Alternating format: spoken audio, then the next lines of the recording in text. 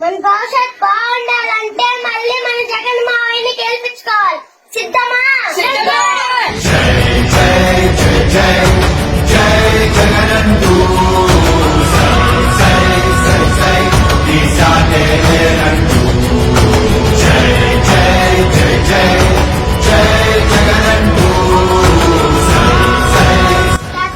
Pension ఇంటి వద్దకి రావాలంటే ఫ్యాన్ గుర్తుపై ఓటేసి మన జగనన్నని గెలిపించాలి.